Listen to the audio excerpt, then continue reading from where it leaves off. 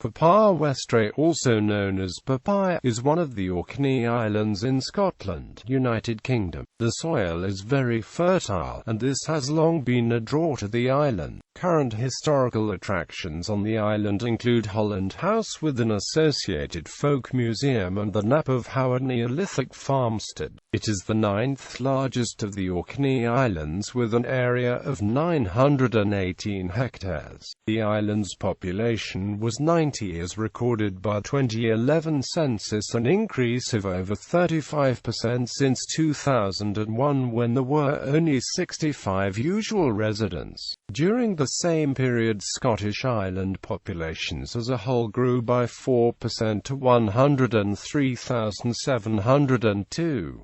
Infrastructure. Orkney ferries sail MV Golden Mariana from Papay Westray to Pierrewall and Rapness on Westray and Kirkwall on the Orkney mainland. Britain Norman Islander aircraft operated by Logan Air fly from Papay Westray Airport to Westray and Kirkwall. The hop from Papay Westray to Westray is the world's shortest scheduled flight, at approximately 2 minutes. Wildlife. At the northern tip of the island lies North Hill.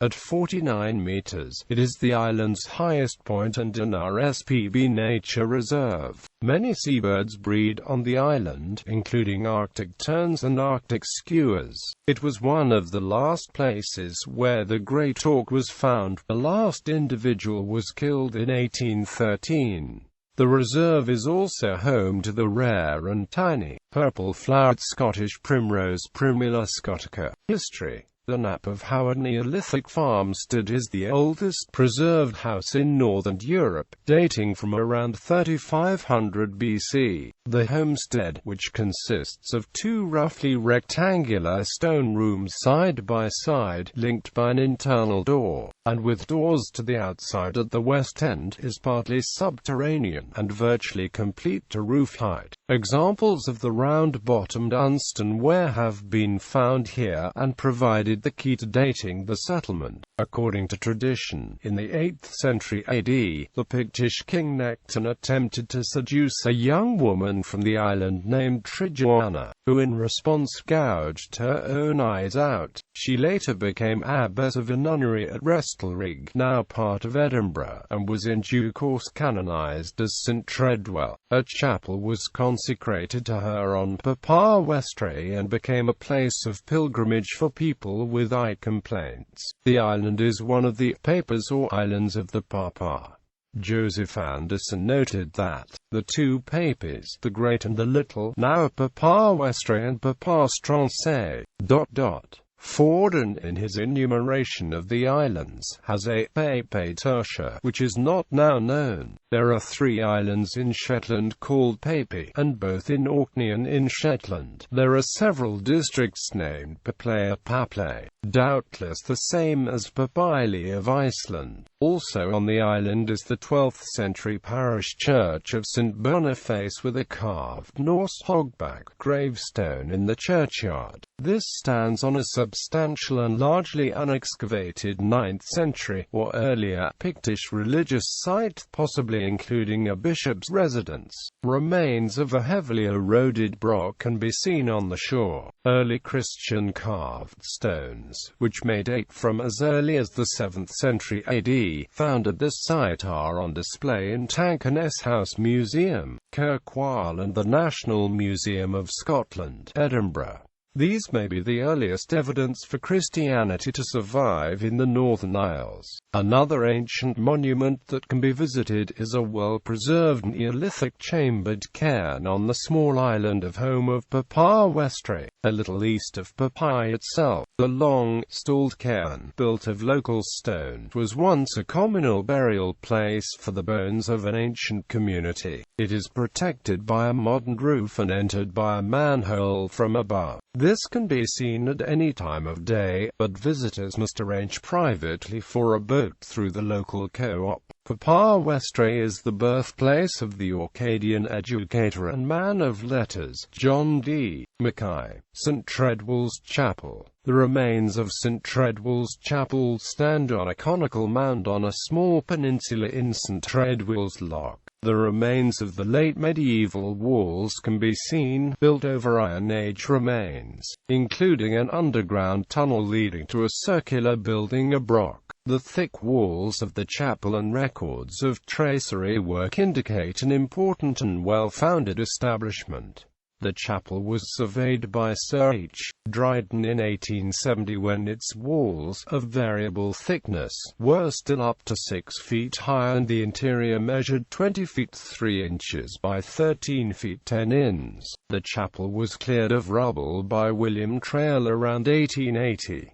He found 30 copper coins dating between the reigns of Charles II and George III under the chapel floor, along with a female skeleton.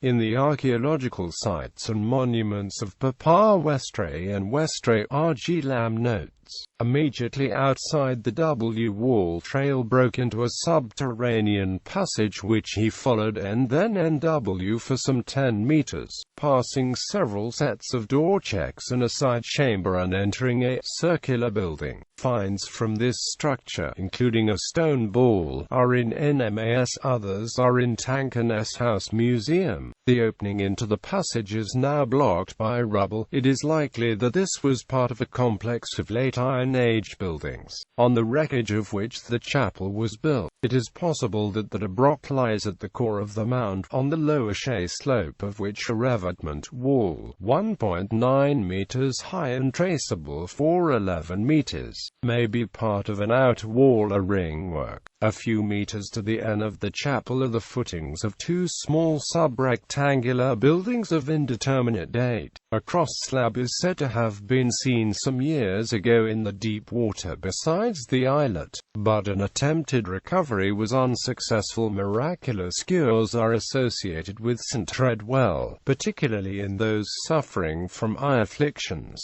Pilgrims travel to Papay from all of Orkney and the north seeking a cure. Marwork, in a paper written in 1925, cites John Brand in his brief description of Orkney as having much to say of the chapel. People used to come to it from other isles before the chapel door was a heap of small stones, into which the superstitious people, when they come, to cast a small stone or two for their offering, and some will cast in money. The lock is held by the people as medicinal. A gentleman in the country, who was much distressed with sore eyes, went to this lock and washing the became sound and whole, with both which persons he who was minister of the place for many years was well acquainted and told us that he saw them both before and after the cure. The present minister of Westray told me that such as are able to walk used to go so many times about the lock, as they think will perfect the cure before they make any use of the water, and that without speaking to any. Not long since, he went to this lock and found 6 so making the circuit.